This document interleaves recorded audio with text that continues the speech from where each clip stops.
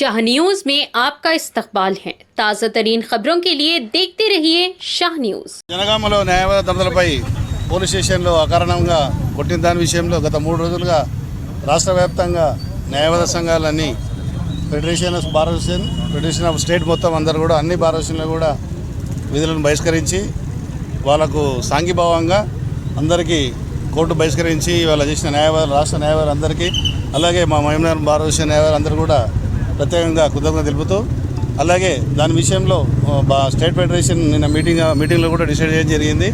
అందరూ కూడా ఏకతాటిపై నిలబడి ఇవాళ మా ఉద్యమం ఉందో ఉద్యమం స్ఫూర్తితో ఇది ముందుకు పోయినందుకు పోలీసు వాళ్ళు అక్కడ నుంచి సస్పెండ్ చేయడం జరిగింది. సిఐ గారిని సస్పెండ్ చేయడం జరిగింది. అట్లా ఎస్ఐ గారిని అటాచ్ చేయడం జరిగింది. మిగతా 6 మంది కానిస్టేబుల్ని కూడా అక్కడ నుంచి కూడా పక్కకు ట్రాన్స్ఫర్ చేయడం జరిగింది. కాబట్టి అలాగే పోలీసు వాళ్ళపై కూడా కేసు రిజిస్టర్ చేయడింది.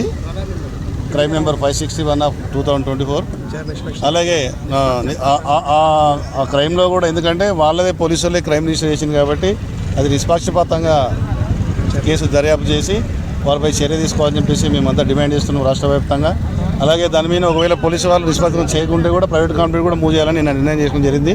ఈ 3వ రోజు జనగాంలో న్యాయవాదులపై జరిగిన దాడిని నిరసిస్తూ న్యాయవాదులు విధుల బహిష్కరించడం జరుగుతుంది. దాంట్లోనే భాగంగానే ఈరోజు మహబూబ్ నగర్ బార్ అసోసియేషన్ కూడా ఈరోజు విధులు బహిష్కరించి గేట్ ధర్నా చేయడం జరుగుతుంది.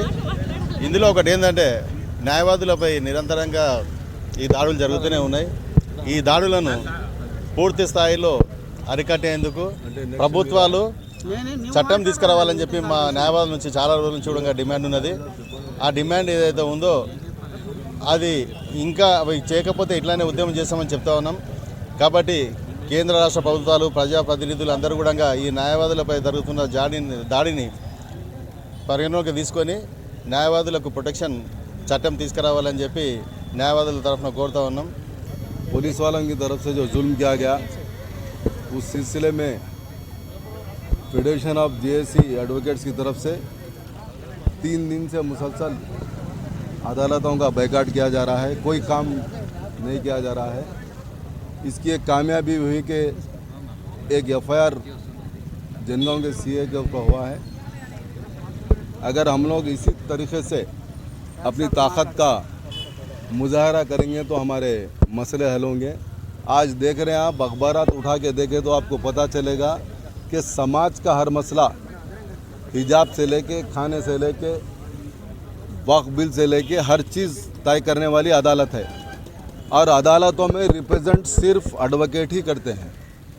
अगर ये लोगों को किसी तरीके से कमज़ोर किया गया तो समाज में గౌరవం ఉందంటే సమాజంలో అనేక రకమైనటువంటి నేరాలను ఎవరు చేసినా నిజమైనటువంటి నేరస్తునికి శిక్ష పడాలి.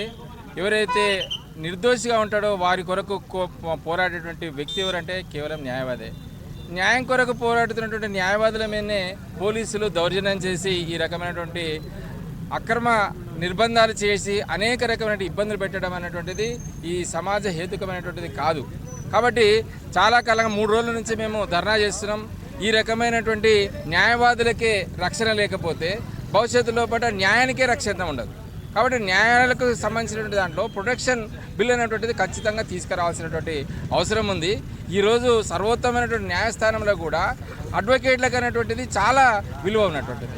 ఈరోజు సమాజం ఈ రకంగా ప్రశాంతంగా ఉందంటే కూడా కేవలం న్యాయవాదులు ఉన్నాయి. ఇంత భారం ఉన్నటువంటి వాళ్ళు సమాజంలో పట ఈ యొక్క అన్నిటిని కూడా సమతుల్యం చేసేటువంటి న్యాయవాదులకే రక్షణ లేక జరుగుతూ ఉన్నది. రాష్ట్రంలో గత 12 సంవత్సరాల నుంచి తెలంగాణ ఏర్పడిన తర్వాత న్యాయవాదులపై దాడులు ఎక్కువైనాయి. గతంలో అల్లరిమూకలు రౌడీ మూకలు న్యాయవాదులపై దాడి చేస్తే పోలీసు వారు సరిగా కేసులు పెట్టి విచారణ చేసి వాళ్ళని శిక్షించేది తప్పించి ఇప్పుడు డైరెక్ట్ పోలీసు వాళ్ళే న్యాయవాదుల మీద దాడి చేయడానికి ముందుకు వచ్చిండ్రు. అంటే గతంలో రాష్ట్ర సమితి కేసీఆర్ గారి పాలనలో రౌడీ మూకలు అల్లరి మూకలు దాడి చేస్తే పోలీసు వాళ్ళు సరిగా విచారణ జరిపించకుండా వాళ్ళకు వత్తాసు వాడి అల్లరి మూకలకు ఇప్పుడు మన రేవంత్ రెడ్డి గారి ప్రభుత్వంలో డైరెక్ట్ పోలీసు వాళ్ళనే న్యాయవాదుల మీదకి ఉసిగొల్పుతా ఉన్నాడు. మొన్నటికి మొన్న జరిగిన సంఘటన ఏదైతే జనగామలో ఘోరమైన సంఘటన జరిగింది, వైఫ్ అండ్ హస్బెండ్ మీద దాడి చేయడము. అదేవిధంగా సిరిసిల్ల వేములవాడలో గత నెల రోజుల నుంచి ఒక 8 మంది న్యాయవాదుల మీద కేసులు బుక్ చేసిండ్రు. ఏదైతే న్యాయం కొరకు పాటుపడి క్లయింట్ల కొరకు ఇంజంక్షన్ ఆర్డర్ తీసుకొని పోతే ఇంజంక్షన్ ఆర్డర్ ఇప్పించిన న్యాయవాది మీద, అదేవిధంగా ఇంజంక్షన్ ఎవరైతే వచ్చిందో అటువంటి కక్షిదారుల మీద కేసులు పెట్టడం జరుగుతుంది.